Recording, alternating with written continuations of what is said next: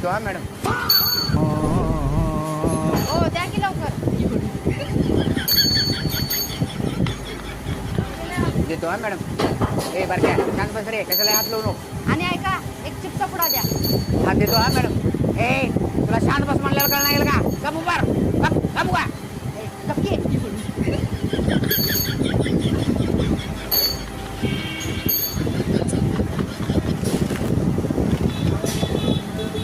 ठीक आहे madam. Madam तिकडं कोणतरी बोलवलं बघा तुम्हाला.